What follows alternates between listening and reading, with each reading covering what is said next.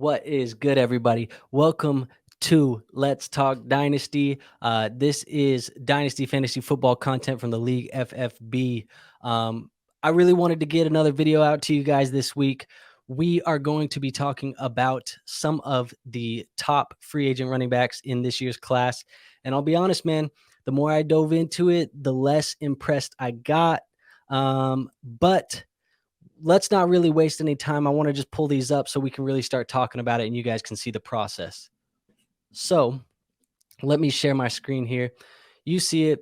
I wanted to ask myself, man, what teams currently have the most cap this offseason and which of those teams could use a running back? So I kind of labeled it out with these arrows you see.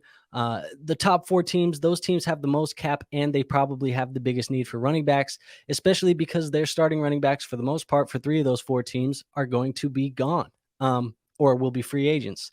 And then I have yellow, which means that they likely have their starter for the 2023 season, but they could entertain adding a back or two. Then I have the orange, which means that they definitely have a starter for their 2023 season, but they could use a depth piece at the running back position. And then lastly, you got the 49ers down there. They're kind of covered up. Red, they have a starting running back and they have their backup. They won't be getting a back this offseason. So let's really just pull in the first guy, and that's Saquon Barkley, man. I think he's the cream of the crop for the running back position as far as free agency goes this year. Now, keep in mind, this year's free agents, it's going to get dicey, man. If I have these guys in my dynasty leagues, I'm going to be a little worried. Some of these guys are going to mess up backfields. Some of these guys are going to get messed up by adding things to their backfields. And then you got to keep in mind, this is a really deep rookie class. There's going to be potential to add a lot of youth at the running back position.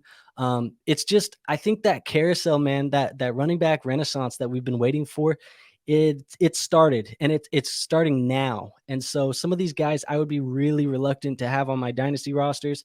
But Saquon Barkley's not one of them, man. You see all of this is brought in from Spot Track or Spotrack, however you want to say it. I don't know how to say it. If somebody could let me know, that would be great.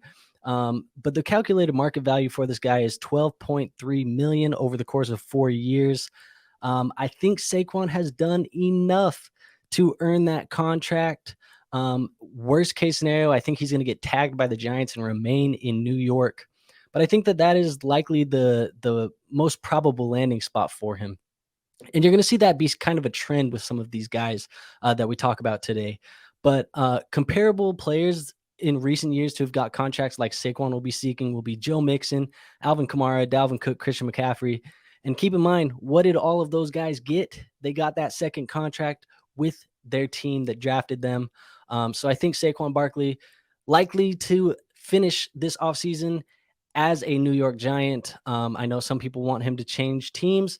I think the best case scenario is you stay in New York. He's a big part of the offense. They like him. He's from the New York area, and they have all the cap space to give him the money, right?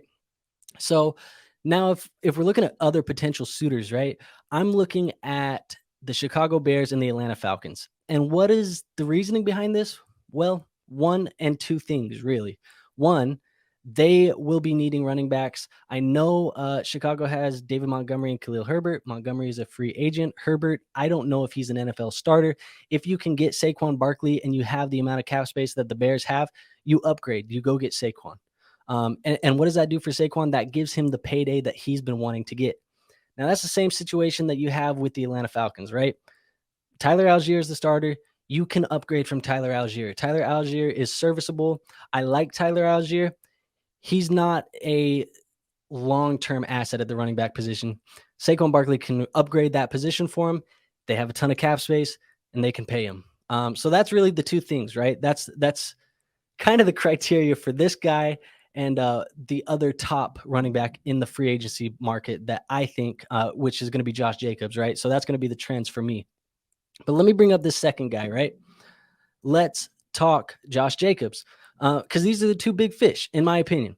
And I think Josh Jacobs, again, the potential to get franchise tagged and stay there in Las Vegas with the Raiders, I think it's the best fit for him. $12.8 million is the average annual salary they think he's going to get for 4 years.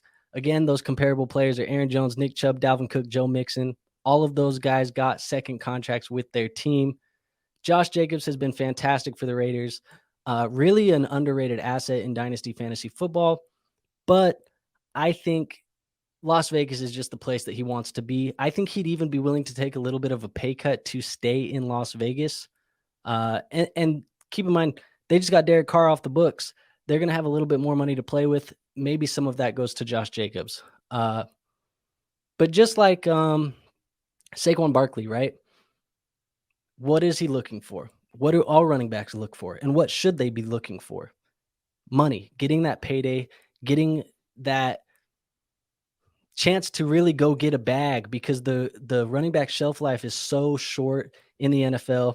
You got to get the money when you can. And so Chicago, they have the money to go pay and go get a running back like Josh Jacobs. I think Josh Jacobs is an upgrade from David Montgomery.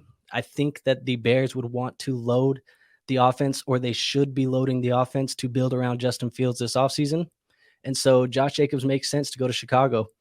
And then I think the Texans too, man. I know they got Dameon Pierce, and Dameon Pierce is good, but Josh Jacobs is an upgrade. They didn't spend a lot of high draft capital on Dameon Pierce. They're not tied up to Dameon Pierce financially. And then if they are going to get a rookie quarterback, CJ Stroud, Bryce Young, Will Levis, whoever it's going to be, you're going to want to surround him with talent as well. And while you have a rookie quarterback on the books for cheap, go get yourself some offensive weapons. You do have the luxury to go spend some money in the running back room, which typically you don't get to once you start paying that quarterback position. So that is kind of what I think for Chicago and Houston, and why they would make sense for Josh Jacobs. But again, most likely to be tagged by the Raiders or get a contract extension by the Raiders. So let's get into the third guy, which is Miles Sanders. So you see, he's the first guy so far that I don't have as the most probable landing spot being the team that he's currently on.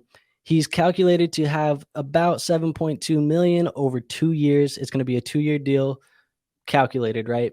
And we don't know how accurate Spot Track is right now, but these are the numbers we have to work with. So similar comparable deals would be like the Leonard Fournette, Gus Edwards, Rashad Penny's, Joe Mixon. I don't really know why that deal's in there. That's not really what this deal looks like to me. But Leonard Fournette is the most probable deal that he got there with Tampa. So let's see, and let's talk about where I think he's going to fit. I do not think that the Eagles have the money or want to make the money happen to re-sign Miles Sanders. I do think Philadelphia would like to upgrade from Miles Sanders, and maybe they do that in the draft. They go get a Jahmyr Gibbs or a Bijan Robinson in the draft. So because of that, I think that the most probable landing spot is the Atlanta Falcons. We talked about it before. They have a rookie quarterback. They're not spending a lot of money at the position. They don't have a bunch of money or draft capital invested into the running back room already. Miles Sanders is an upgrade from Tyler Algier, so I think the Atlanta Falcons make sense from that perspective. But I think the second most is Philadelphia. I think he could sign a 1-year or a 2-year, just come back home. Maybe he takes a discount to come back and play in Philly and try and run it back again, right? But that's probably the second most probable. And then a third in here that I think is really a realistic situation would be that the Detroit Lions, they have cap space. Jamal Williams is a free agent. I don't think that the Lions want to let Jamal leave, because they do like Jamal a lot in Detroit. But if Jamal leaves, I think you could possibly see them bring somebody in like Miles Sanders on that 2-year deal. $7 million isn't a ton of money. They do have a good amount of cap. They are trying to make a push to win that NFC North. Right now, they're actually the betting favorite to win the NFC North. And so you could see them go in and get a guy like Miles Sanders to complement DeAndre Swift. It would suck for fantasy, and it would suck for DeAndre Swift owners, but I think that that's a probable place for Miles Sanders to land, and maybe would be intriguing and interesting to some, because he could step into that Jamal Williams role. Let's also talk about Kareem Hunt. Kareem Hunt, calculated market value, $7 million. I think that's probably a little high for what Kareem Hunt is actually going to get this year. They're saying a 2-year deal. Naheem Hines, Chase Edmonds, Leonard Fournette, Joe Mixon. Again, I don't know why he's there, but those are similar comparable players that have gotten similar deals. And to me, I don't see any scenario where Kareem Hunt comes back and plays for the Browns. They just don't have a lot of money. They already have Nick Chubb. Now they got Deshaun Watson on the books for real this year. And so they're going to need to cut some space to make room for all of that. I think Kareem Hunt is an expendable asset for them. So you could see, I definitely see him leaving the Browns and going somewhere. So where do I see him landing? I think the Miami Dolphins make sense. He could fit very well in that system. They do have some cap space that they're going to be able to work out. I know they don't have a ton of cap space now. They weren't on that list, but they're going to be able to work it out. They're going to be able to get some cap space. And I know that running back is one of the biggest needs that they need to address this offseason. Potentially, they could be addressing this in the draft, and it's probably smarter from a football standpoint for them to address this position in the draft. But I do think the Miami Dolphins, it feels good, man. It feels like that would be a good place for Kareem Hunt. If he lands there, you're very happy as a Kareem Hunt dynasty manager. And yeah, man, I think that would be the best place for Kareem Hunt. Now, the second and the third spots that I think he could land, these are contending teams, man. I think he could go to Buffalo or he could go to Philadelphia. Now, both of these teams were rumored to be in the trade market for Kareem Hunt at the deadline this last season. Both of them were interested, and both of them could use some running back help, especially if Miles Sanders leaves the Eagles. They're going to be looking to add some help too. Maybe they decide to go the Kareem Hunt route and not go in the draft, and maybe they draft something else in the draft. And then the Buffalo Bills, I would like them to see what they have in James Cook, but look, man, they've been wanting to add and they've been wanting to address that running back position for years, it feels like now. And so I think Kareem Hunt would be a good fit there. And I think these are good fits for Kareem Hunt himself. I think he wants to be on a contending team. He wants to go try and win a Super Bowl. And he'll get a decent payday on the way. So those are my fits for Kareem Hunt. And then we also have Alexander Mattison. Alexander Mattison, they have the calculated market value at $2.2 million for a 1-year deal. So just a 1-year, $2 million deal. If this is the market that Alexander Mattison is getting, I see no reason why he wouldn't come back and play in Minnesota. I think that would be the best landing spot for him if this was the market that he had. And there's rumors that Dalvin Cook could potentially be traded, could potentially be cut. There's some uncertainty with Dalvin Cook in Minnesota. If he is getting that 1-year, $2 million kind of prove it deal, and they do decide to move on from Dalvin Cook, this could be like, okay, now go earn your bag. And I think Alexander Mattison would do well in that situation. I think this would be the best case scenario for Alexander Mattison. Now, two other potential landing spots I could see. One is the Denver Broncos. And I think the Denver Broncos, because George Paton used to be with the Minnesota Vikings. He is now the general manager of the Denver Broncos. He could go over, recruit Mattison. There is rumors that Javonte Williams isn't going to be ready week 1. You could start Mattison and let him run and kind of get the offense going until Javonte comes back. And then Alexander Mattison would be a great depth piece and a great complementary piece to Javonte Williams once he's back. So that could be a good landing spot for Alexander Mattison. And then Buffalo, again, if the Bills decide they want to complement James Cook and they want to bring in another back and go that route, they could go get a guy like Alexander Mattison. $2 million is not going to break the bank, but it is going to help shore up your running back room. And then they're going to be able to have an additional piece to compete. So I think those are potential landing spots for Alexander Mattison. But again, the best case scenario, I think, is to come back on that prove it deal with the Vikings and potentially they move on from Dalvin Cook. I don't know. I hope not as a Vikings fan, but it does make sense for the Vikings from a financial standpoint and from a rebuilding standpoint. So maybe just bring Alexander and let him prove it. We also have David Montgomery. I talked about him being a free agent. I think for him, you're looking at deals like that James Conner, that Leonard Fournette, Chase Edmonds, Joe Mixon. They're saying $7.2 million over 3 years. I would be shocked if he was able to land a deal like this. However, I don't know. I just don't think David Montgomery is that impressive of a running back. But I do think that the best case scenario for David Montgomery is to go back to Chicago. They have a ton of cap space. They're going to be able to pay you if that's what you want. And then there's familiarity with the coaching staff and the general manager.